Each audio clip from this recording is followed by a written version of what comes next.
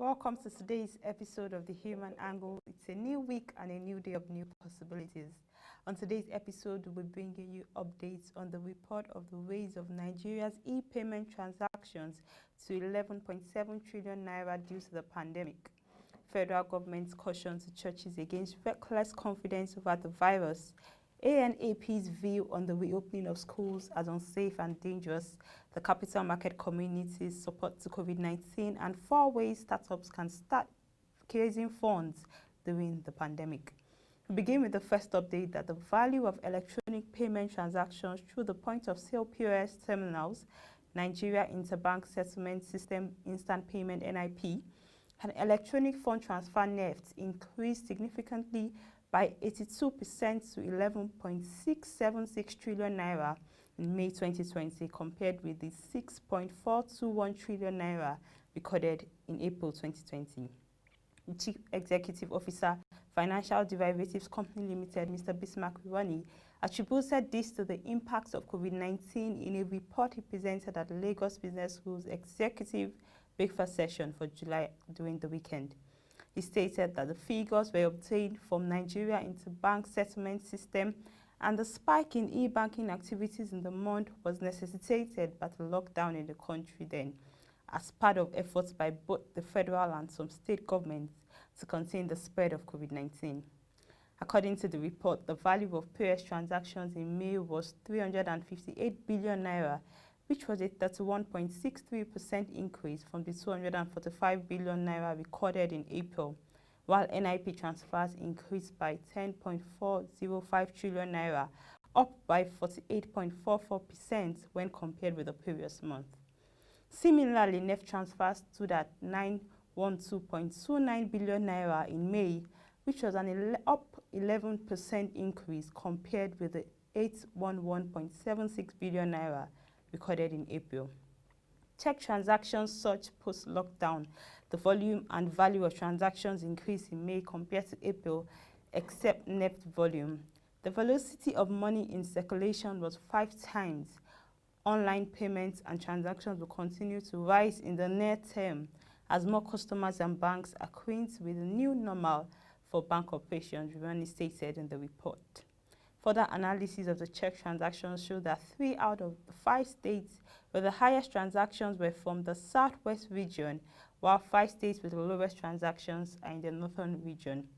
There's also an inverse correlation between the velocity of circulation and inflation rate, and states with the highest volume of transactions, Lagos and Abuja, have lower inflation rates compared to the bottom 5. The higher the value of money transactions, the richer the state, he said, adding that it is also an indicator of transactions and reflective of high business activities and job creation. In another development, the federal government has cautioned church leaders to avoid unnecessary show of confidence and reckless statements, which tend to cast doubts on the actual dangers posed by COVID-19 pandemic. The Secretary to the Government of the Federation, Mr. Boss Mustafa, said the actions of some church leaders could put the citizens at serious health risk. The SGF, an interdenominational church service organized by the Nigerian Interreligious Council and the Christian Association of Nigeria yesterday in Abuja, said so far non-pharmaceutical interventions remain the most potent measures to protect oneself against the disease. Incidentally, Nigeria recorded 544 new cases of COVID-19 yesterday, bringing to 28,711 the number of confirmed cases in the country. 11,655 persons have been discharged, while 645 have died. Mustafa warned there is no vaccine and there is no cure in sight. COVID-19 has come to stay with us. Scientists said that it takes about 18 months to produce any vaccine. There hasn't been any established treatment protocol. This virus has confused the entire world and has brought democracies on their knees. The church should stop the exhibition of reckless confidence and tell their congregations to stay safe for themselves, their families, and for the body of Christ. He added that COVID-19 is real and that 80% of the carriers do not exhibit symptoms, imploring citizens to stay at home, maintain physical distancing, and wear a face mask because the virus is emitted either through sneezing or coughing, and further ensure personal hygiene. The ANAP Foundation COVID-19 think tank has cautioned the federal government against the reopening of schools amid rising COVID-19 cases, describing the move as unsafe and dangerous to pupils, families, and the society. In a statement made available yesterday and signed by the chairman ANAP Foundation, Mr. Tedo Peterside, the body said most schools, especially the public ones, did not have the resources to moderate the behavior of children during school hours. It said, "We view with great concern the proposal to reopen schools for graduating students. Science and data reveal that the pandemic is currently at the community transmission phase and is still approaching its peak. Having school children from different homes gather in enclosed classrooms and interacting closely for long hours at this stage of our epidemic will, in our opinion, portend great danger for the pupils, their teachers, and their immediate families. Though the Presidential Task Force on COVID-19 has specified appropriate protocols as safeguards, we are aware that most schools, especially the public ones, will not have the required resources to put those in place, nor the wherewithal to moderate children's behavior. It appeals to the government and other stakeholders to exercise caution and follow the science of the disease as established to avoid exposing the population to large-scale COVID-19 infections." Also, in another development, the capital market community has supported the Kano State government's fight against COVID-19 with the donation of a brand new, fully equipped ambulance. Kano State Governor Abdullahi Ganduje, who received the donation, described it as timely and commended the capital market community for the kind gesture. According to him, this is a good time for the donation as the state is currently embarking on community sample collection aimed at getting more people tested for coronavirus. The governor, while inspecting the vehicle's sophisticated facilities, promised that the state task force against COVID-19 will make judicious use of the vehicle.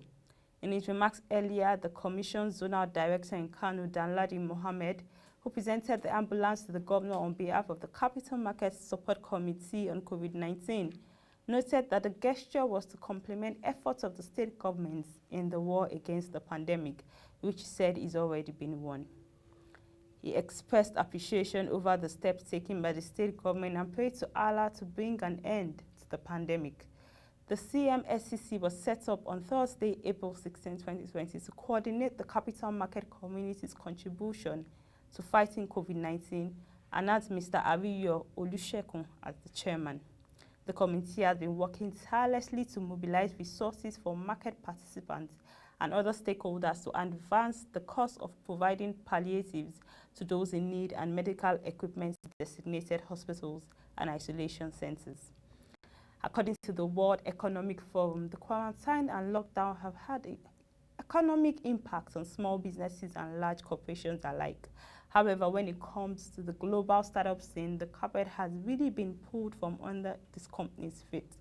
Given that they rely mainly on equity investments or convertible notes, they have been affected by the fact that in a downturn, this can turn into debt. The earlier stage, the company, the bigger the risk. Startups and investors alike must adjust to a new situation in which due diligence is switching from offline to online and may take longer than expected given the new market sentiments. 4 pieces of advice for startups looking to improve the current or near future fundraising are: number 1, to tap into government support. Governments around the globe have been setting up special COVID-19 schemes and grants to bolster the current situation for all scales of company.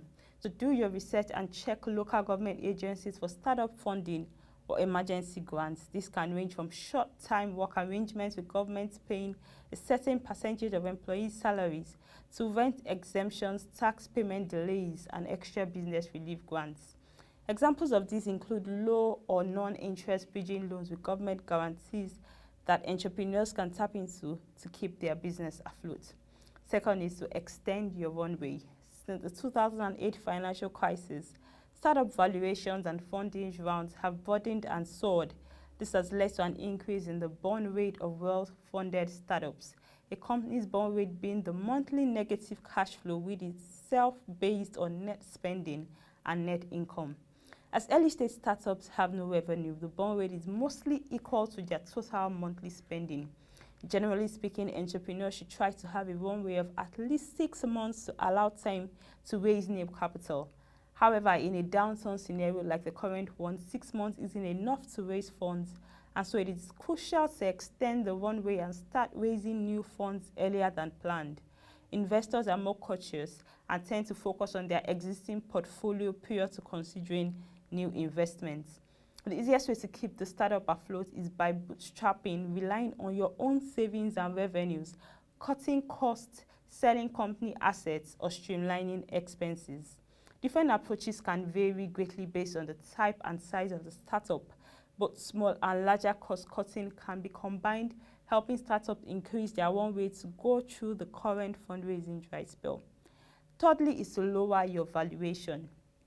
In economic boom periods, company valuations on the stock market skyrocket as the startup valuations, with the number of unicorns reported.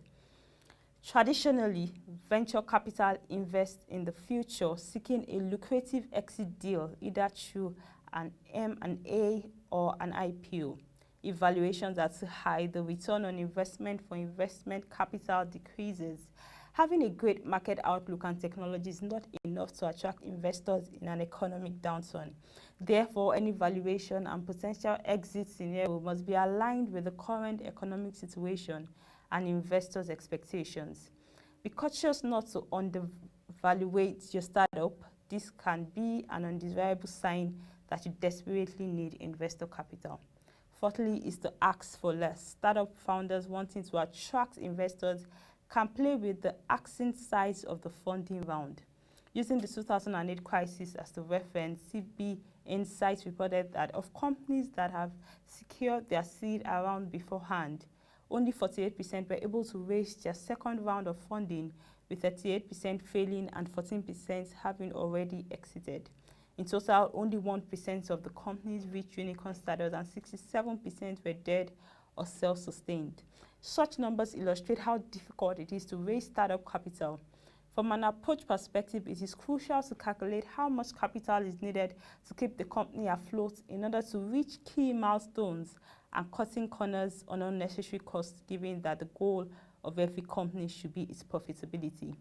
Anticipating that the COVID-19 crisis and ensuing economic downturn could last several years, it is crucial to calculate capital needed conservatively so that the next round of financing can be timed for a period of economic recovery.